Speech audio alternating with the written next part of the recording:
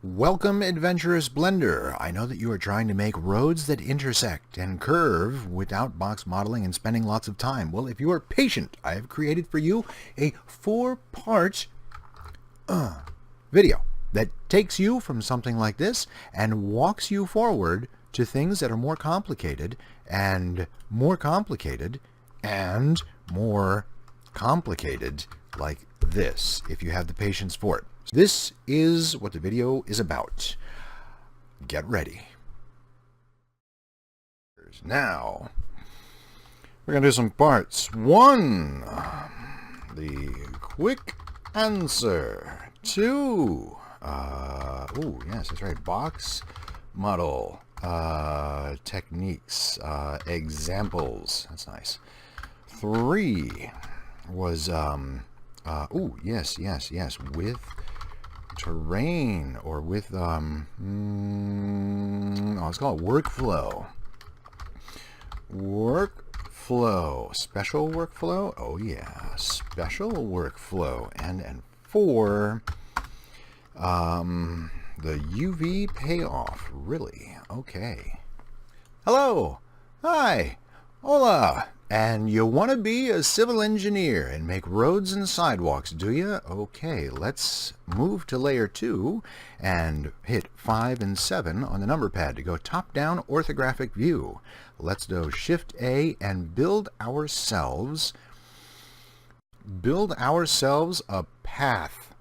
So paths, NURBS, and curves. Those are the 3. It's a little confusing. So let's build ourselves a path. Tab into edit mode, and we can see that there are 4 things to play with here. That's control space on the keyboard to hide and reveal the manipulator widget, and I want this to be a thing. A thing is a road, and that road is going to have 2 roads coming from it, so intersecting it at different angles. I'm a little stuck. If I hit E to extrude, nothing happens. So I can delete that vertex, tab out, and then maybe Shift A, add something else. And just for fun, I'll add a NURB here. I will rotate it and make it look like it's coming off the road there. And so have I done a path? Is that what that was? A path, a NURB, and then, oh, it's confusing, a curve, right? So here's Bezier as a curve, isn't it? I'll tab into that.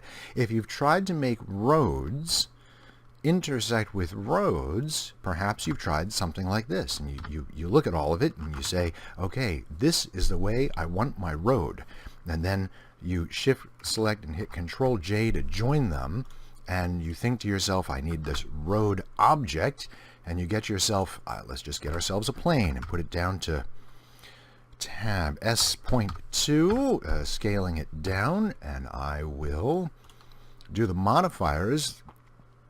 This will not work, by the way, so just prepare yourself. And what was it, array first and then curve, or curve and then array? I never quite remember. So now we have to choose our Bezier curve, and then the array, we go ahead and we fit a curve, and we choose what we've just made.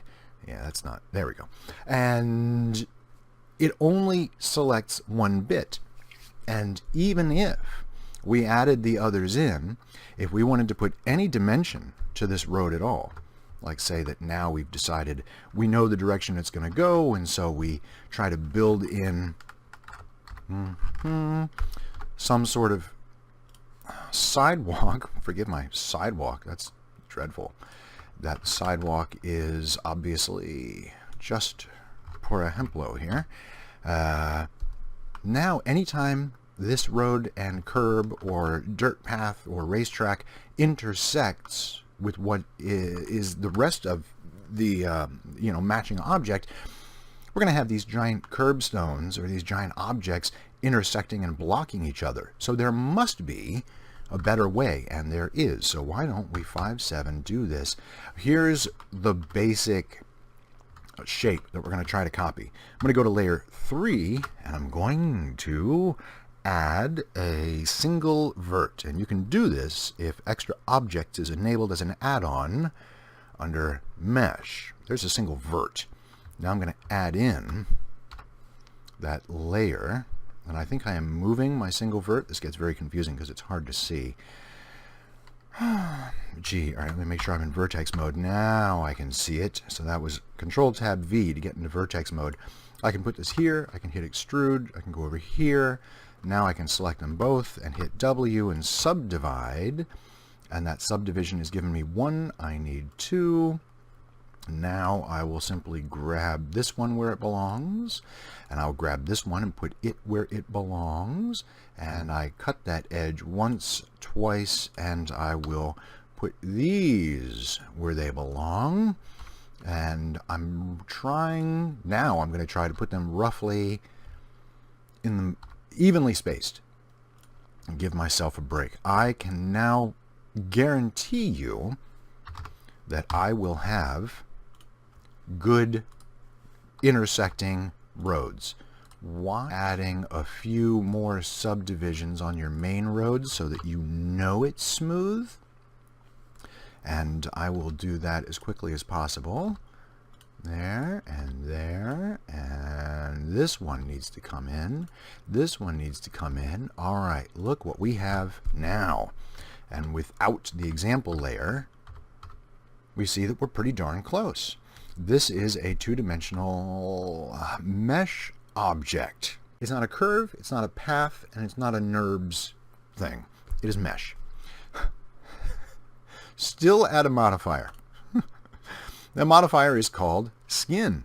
And right off the bat, orthographic view from above, I think you can see the path of your road. So let me make a copy of this with Shift-D and Enter. I'm going to hit M, and I'm going to put this up on layer 20, sort of the utility layer where I can just hide things. And already I can go into edit mode, activate my see-through button, and from the top orthographically I can make parts of the road thicker where they need to be thicker. So I don't have to do this once the modifier is applied. The way to do that is not with S for scale, because that scales the model but not the modifier, but with Control A. And the way to constrain Control A's growth so that your road doesn't become a step at the intersections, Control Z, is to hit Control A and then constrain the scaling to the X-axis. You do it on the Y-axis and you get these tall road shapes. You hit Control A, constrain it to the X, and your road gets wider. That is the quick answer, which is part 1 of this somewhat handsome look. And now I can move this and that dog-legged road. I don't know why it's called dog-leg, but when a road continues to intersect, but it's not matched up, we call it a dog leg around here. And I'm not exactly sure where that term came from, but I guess it looks like a dog's leg. So I can select those, hit Control A, hit X, and they also get wider. A thing about the skin modifier, you cannot push it to the side. I cannot widen this and then shove it sideways. The edge that is the skeleton of your skin modifier will always remain in the center.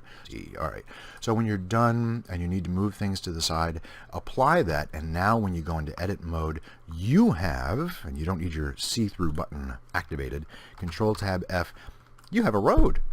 And now this is just something simple you could have box modeled by yourself. But if you're doing it citywide or throughout the county, or it's a dirt road or something that requires a lot of dog legs, a lot of intersections, a lot of merging, one merging into another, like a highway, box modeling would be way too slow unless you're very good. Now, please don't use the rectangle. So one last thing for you people who are going to run out. Hit Shift-G and select all the normals that match a top. Hit Control I to invert your selection, and then X and F. Use this, and if you need to put in curbstones or sidewalks, select everything that's there and hit the letter I. The letter I will let you come in to create curbs, sidewalks, gutters, whatever you need. Because think about it. If you tried, I just hit Control A, I didn't mean to. If you tried to extrude the edges to create the sidewalk, where's another one? What's going to happen? Sure, you can extrude it up on the Z, and then what? You're going to try to scale the next extrusion, and you're going to try to form your sidewalks this way? No, sir. So that is my final bit of advice, is to use faces, do them all if you want sidewalks everywhere. And you will need to know some box modeling techniques. And the only disadvantage to using the letter I to inset a face is that this will happen here. You will get, let's see, Control I to invert the selection and extrude. You will get dead ends. And maybe if you set your camera up the right way, it won't matter because you've moved your camera in such a way. Oh, this might take a while. Down, there we go. You've moved your camera in such a way that the ends of the road aren't visible. Oof. I'm so bad at this thing here. And then, oh, come on. There is your road, a little higher. We look down. And you have buildings obscuring the view. And that is basically how you make intersecting roads using something that's similar to curves. So curved roads that intersect. There you go. Take care. I wish you great success. And share with me sometime what you've got. Go forth in Blender. And thanks for watching. That was that. We need something a little more complicated sometimes, because if you didn't notice, the mesh underlaying that dogleg road, which is enough of an answer for some people, is pretty ugly. And box model examples is what we're going to do.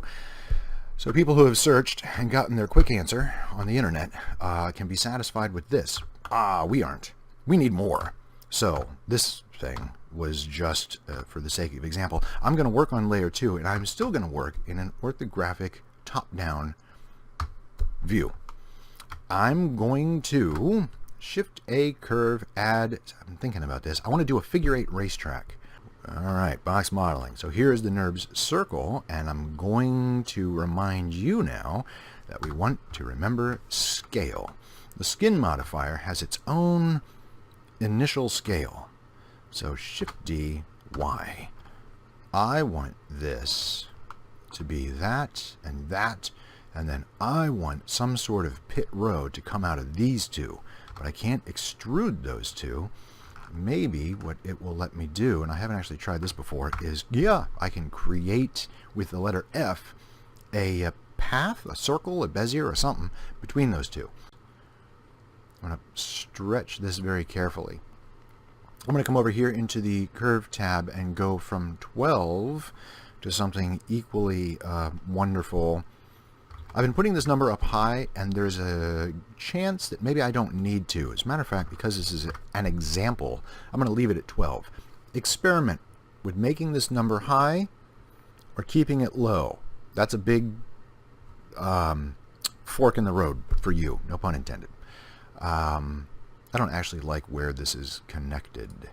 I want it to be like up there, but oh well. Okay, so now it kind of looks like a bicycle from Tron or a styled owl. This won't work because skin is not available.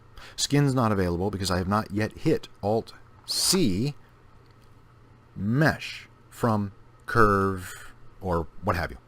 Now when I look at the modifier, skin is available, but skin's not stupid. Skin only works on the first curve or path or what have you. So into edit mode and into Control Tab V for vertices. Use Z for a wireframe view. Use C for circle select. Left click select vertices that should be connected. Alt-M them at center or first or last, and you can already see that the skin modifier said, oh, you wanted that. And now I will connect it to this. So what did I say? C, this, that, Alt-M at center. Woo! I didn't finish deselecting my previous selection. At least I recognize that mistake. And this one, I always get a little in the air about this one. This is where box modeling technique really comes in. I will Alt-M this at the center, and it will create a connection. So now our skin modifier is everywhere. We can change our skin modifier so that it is fat and it is skinny. What do you want? You want fat and skinny? Here. I mean, it's kind of part of the idea, right? So all these will be fat. But I can use proportional editing. I can also use the proportional editing that is connected with Alt-A. And I can grow it, so I don't actually have to pick out every single little vertex that I want. Take it easy. You can see the skin modifier is blinking, and it's warping a little bit. It will warp more if I used more vertices. So that's kind of a warning. So this is 1, 2, third one, and then 1, 2, third one. You know what? Just one of them. A and X, and I'll make this one a little bit skinnier, so a little variety. This is going to be an interesting failure, and I can tell you that now because I've done this a couple times. Our box modeling technique comes in, let's see, Shift D, Enter, M19, just hanging on to that. Our box modeling technique is going to be tough because when I apply this, and none of the settings on skin have a great deal of effect. You don't want to smooth it because then you really change the shape of roads, and there's like symmetry or something. What is that? Yeah, symmetry. No. Smooth shading. No. Like I just use it straight and then hit apply. And obviously I don't need to create an armature. Same difference. Going here, Alt-Tab F. I don't need to see through everything. Select one, Shift G, select them all. Wonderful. Control I, XF. Very easy stuff. We are left with funky problems because one, it's a little hard to explain. I'm not good at box modeling, so it took me a while to figure this out. Look, one edge from one face is giving rise to two faces. So there's a branching that's happening here, and then I've got like this weird, I don't even know why I have this weird extra one, so it looks like two faces are giving rise to one, or to two. That's very messy for me. So I'm just going to speed through this and show you some box modeling techniques that it really didn't like folding, so it inverted some of the faces. Here are some box modeling techniques because it's necessary. Before I really get into it, I'm going to hit Control R. I didn't expect this to go fully around. I expected to have to fight it a little bit. And then right-click to commit to the center, so the subdivision is in a center. I want to tell you that for this example, it makes sense.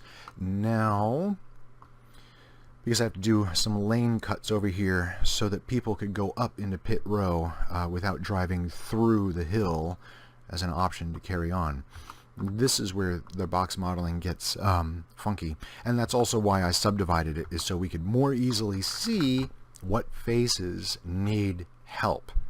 And I will begin by talking to myself a bunch, connecting these faces because triangles can be selected and F'd together to make a four-sided face.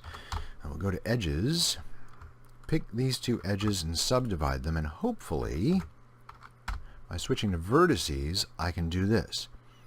The first, the second, and the third, letter J.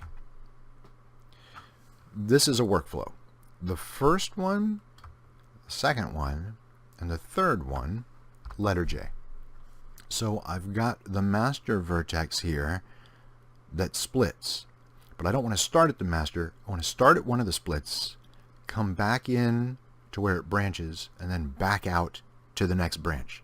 You have to do, with the letter J at least, you have to select them in a very particular order. And I can't say that I know the order here, although actually it does look a little bit easy, doesn't it? I think I just take one and one. Yeah, I'm going to take that one and this one and hit J. It didn't work. I'm going to use this. I'm going to do that. No, I'm not. No, I'm not. No, I'm not. I'm not going to do that because it will not be a four-sided face that I end up with. Nuts. I think what I am after is putting this vertex here. Alt-M at last.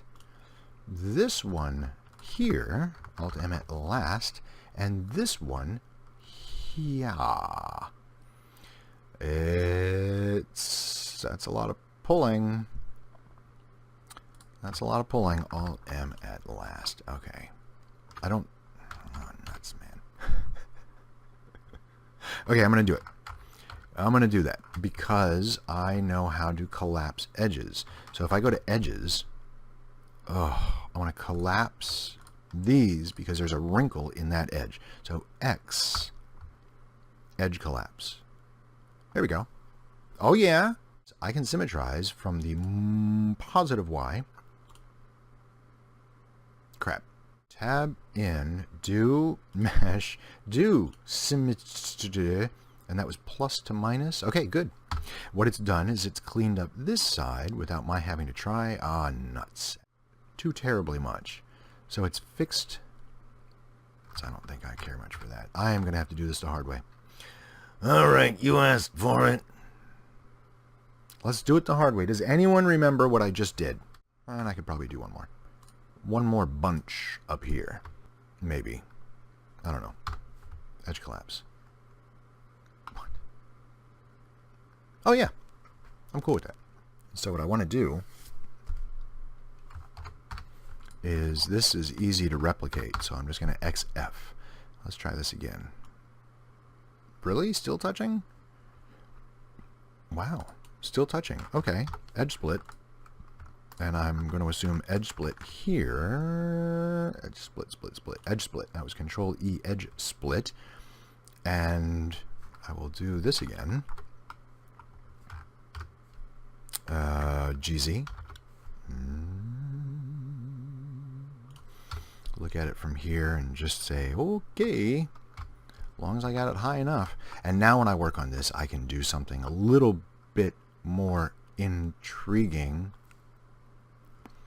I can connect faces like this and give myself a racetrack where cars will not drive into each other, except now, of course, they're driving into the bridge. How we're going to have to tinker with it a bit so that our racetrack is now more than it could be with just box modeling. It's kind of a big... It's kind of the point.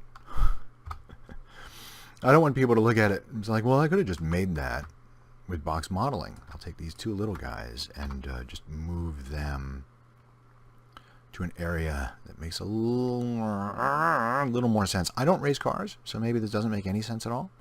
Let's open that so we get a fun shape. All right. Now my loop makes, as we really need it to, a figure 8 around the track.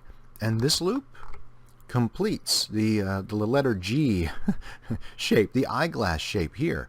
Yeah, I can smooth things and do things if I select them all. I'm curious what happens. Let me hit Tool Shelf to get that up. Control V to do things that control vertices, and I will try smoothing. And what if I only smooth the Z? And really smooth it. Bum, bum, bum, bum, bum, bum, bum. Good. That's nice. That took care of that. That weird hiccup in the track. It's kind of easy. And now, how much? No. Okay, so 48 repeats to make that elegant. And then what I'll do is do it again, but for the X and Y. So smooth vertex, our default of 1 and 0.5. I'll not mess with the Z, but now instead mess with the X and the Y. So then X and Y, smoothing that out. Think of scale. How big is a car on this racetrack, and how many cars wide should the racetrack be? This actually looks like, well, it looks silly, but when you think of scale, you'll have a better time generating the mesh that you're looking to generate. So now on layer 1, if I were to build a very fast, flat ground, This was a prime example of box model examples. The box model examples gave us that which is kind of unattractive. Yet another thing that we can do, and it's a special workflow for making something like this even more dynamic. Even more dynamic means on a ground that is not flat. Gosh, I should subdivide that just because I should. I'm going to make a duplicate of our initial racetrack here. Shift D, enter M, and now not 20 but 19. I think there's nothing on 19. M, moving it to 18 so we can kind of walk back through our examples. Now this. I did not build in any curbs just yet. No walkways or guardrails or hay bales or anything on purpose.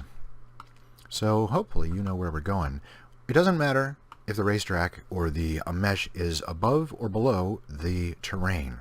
And I'm going to shove the terrain up on layer 3 so I get the camera and the light out of here. So M3. I don't mind working with those, but they tend to visually confuse me just as object clutter. So this thing, I'm going to name it terrain. Terrain from plane. Terrain. And there's a gal named Lorraine from Plane Terrain. And she ain't so sane, that Lorraine. Alright, now, feel like a limerick. Well, you know, when it comes on, you just got to limericize. I'm going to do a shrink wrap, and I'm going to select terrain as the object upon which to project, and I'm going to use a positive because my racetrack was underneath. Here's the high point. I'm going to rotate this thing. See how we can improve it. And the important thing about this workflow, like I kind of want it, boy, that looks like one dangerous racetrack. The important thing about doing it this way is when we project, we squash every dimension of our model that is projected upon the object it's projecting on. This used to be a piece of road above another piece of road. It is now not, because they are all projected to squash. So if we'd built in curbstones and fancy things by insetting polygons, we would lose them right now. We would be crushing them into non-existence. So that's why this chapter is called Special Workflow. If I overdo the subdivisions, if I overdo the subdivisions, it's not gonna help. I could keep it simple and subdivide it later. Remember, there's always vertex smooth. Without the subdivisions, it's still possible to do this because you can offset your projection. I think it is chunky because we used few vertices in the early step, and we did that so our box modeling was easy. And you saw how not easy it was with even just a few vertices. So take it easy, work slowly into things, and that is why, because we're headed to a UV payoff, which the early viewers won't get to see. I suppose if they just sort of took the information and ran, they're going to have UV hell. I'm going to tab into this thing, and I'm going to deselect everything. I'm going to switch over to faces, and I'm going to try to figure out with connected proportional editing what I can do to raise the excitement level of my track. My racetrack is pretty slick. Some things can be next to the ground. Some things need to be a little higher. So I'm going to GZ. Oh, yeah. And I'm going to see what that gets me. Ooh, boy. I'm sorry. This is kind of a long example again. What a bummer. How sad that I'm so helpful. So I'm going to hit Control Plus and gather up a stronger selection so I can use smaller proportional editing. Let me go back into Z and try that GZ again. Yeah, now more happens in less time. That's kind of what I'm hoping for. There we go. A smaller proportional editing. There, that's just what I was hoping for. One kind of stays on the ground and the other bridges over. Pit row needs a little bit of a flat area. That's good. And now I'm going to SZ to scale it so that pit row is kind of flat, like not following the land. Oh, this is nice. I'm growing my sphere of influence. Yeah, there we go. So people who are in pit row don't just like fall over. Now, with that few amount of polygons, because I didn't subdivide the surface to death, now what I can do a couple of neato things. Let's make a wall. I'd like to see a wall, so let's make a new material slot, new material, call it the wall.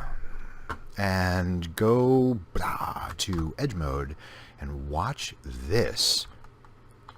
Alt right click select. That's beautiful. This happened because you are a box model master.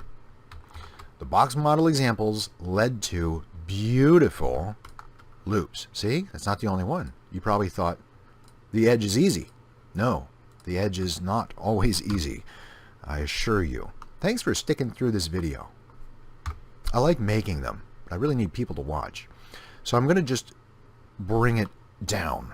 Nothing fancy. A straight down wall. So extrude, and I'm going to hit the letter Z until I see that axis. And I'm bringing the whole thing. Like, I don't care. The whole thing. It's the ground. Okay? It's following. It's good. Control plus shift over to faces just to make sure that I am happy with that. I will assign a wall material. I don't know what color wall it should be. Hey, white's good. Now, let's get to the good stuff.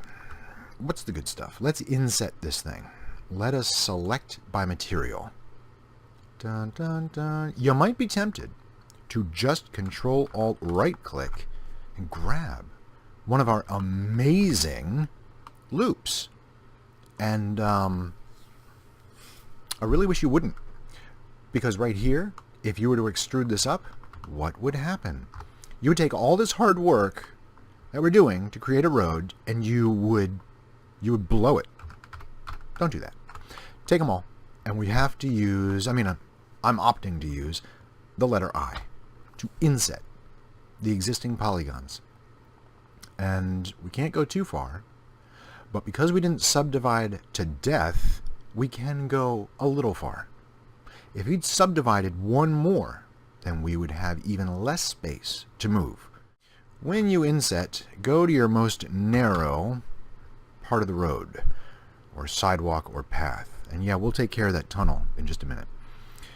Inset, and note when you are accidentally crossing over. Probably could have used a better expression. And now you can pick that. Let's give this a new material so it's easier to select in the future. Guard. Space. Whatever. Rail guard. I am not going to call it rail. I'm going to call it gutter. And I will assign a warning color to that. Ooh, that's pretty pink. And I can now Control R and do once or twice. I'd recommend just doing once and divide that. It's just brilliant, man, isn't it? So what do? We did inset and we did not lift it. Okay, so I'm going to lift it now. It's all about workflow, baby. You know what? I'm just going to leave it selected. Now, I'm going to look at it from the side. This is orthographic view, and I will E. When I E, let me back it up. When I E, it does it on the Z axis. Anyway, if you don't believe it, you can tap the letter Z twice to make absolutely sure that you are extruding upward along the Z, because this is not a good time for surprise directions on your extrusion. Let's come up. This one I'm just coming up the tiniest bit. And I'm going to hit Control plus. I am going to remove anything that is wall. And I'm going to assign pink gutter to anything that remains. I don't know if you caught what happened there, but it crawled around to the wall, which is on the new geometry. We just simply deselected it by deselecting it by material. I love that technique. I'm not even joking. Oh, it's so helpful. Now I'm going to do this, and I am going to call it rail. So I'm going to get a new material in here, and this is going to be the rail. Rail. And I'm not really making a rail. I'm just calling it rail. This, let's go gray. I might as well just assign it right now. And now I will extrude again. I'm not insetting a face. Oh, you know what? Maybe I will. Just because a little extra... a little extra shadow bite would be okay. I'm going to GZ, a little extra geometry. Whoa, proportional editing. A little extra geometry for lights to grab onto can be quite a helpful thing. I will do this, and that is as far as I feel like going. Okay, it's a long time for that. Let's include our lights and see what we're looking at. Good, everything is small. A car would fit very, very small around here. Wonderful. Bridge. I think we've gone far enough with this. Make your own bridge. The terrain doesn't quite reach where I'd wanted it to reach, so I exaggerated the track, and what I should have done was just pulled up the terrain and made the track more what I wanted to see. Okay, X, F. Now, edges, select all those, Control E, bridge edge loops, and I think I did not know it touched. F, I can fix that. That's better. Okay, thanks. Okay, bridge. Nice. Now, we have learned a special workflow so that we protect the edge loops of our track. We create the edge loops by doing very careful box modeling, which is hard. And the bigger the road, the bigger the turns, the more the intersections, and the worse you plan for your skin modifier, the harder it is to box model. But when you do successfully box model, you can then apply your roads to terrains, make them pay attention to curves, and do important things like this that real roads tend to do. They're not all just flat pathways. When that special workflow is carefully tended to, there is a UV payoff. And this is part 4 of 4 for things you wanted to know about making curved roads. I hope this works. What a nice X. I think I'll put my camera there. Let's see what that looks like. Oh, yeah, man. Okay, I don't need to look through my camera here. Ha ha ha. Gutter was pink. Let's make gutter not pink.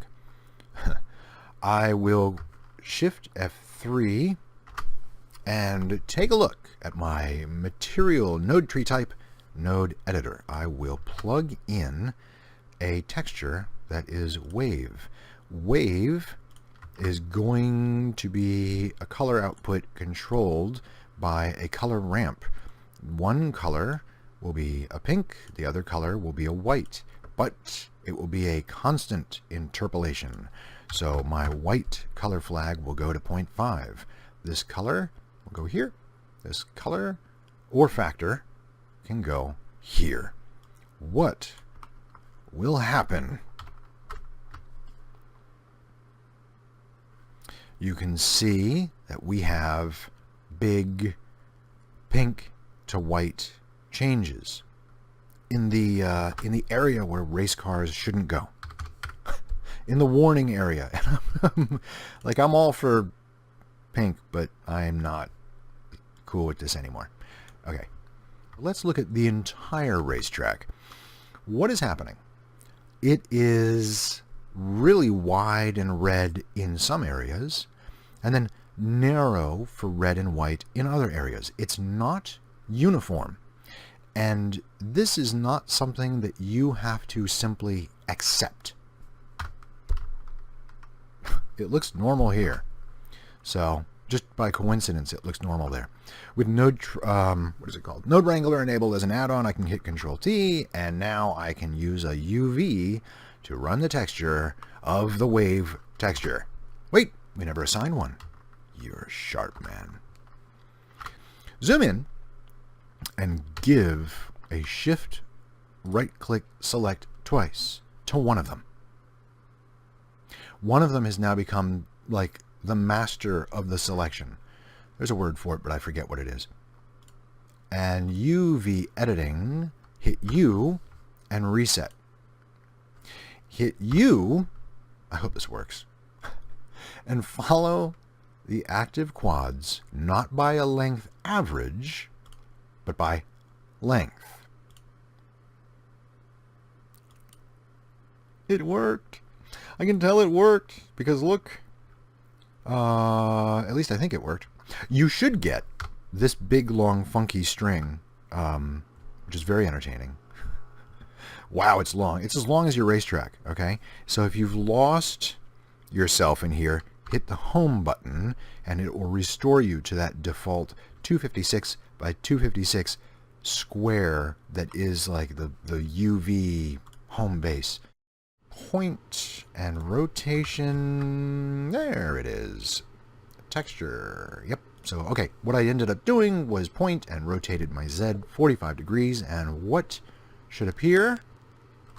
Da-da-da. I mean, this is a big win, man, if you've ever tried to texture something so long, so much. Look at this. It's even all throughout because we use length. We did not use length average. And thankfully, because I've instructed you to keep your vertices relatively uniform, they're all not terribly dissimilar in size. Like, I don't see a mile-long polygon. That's all thanks to part of the quick answer, actually.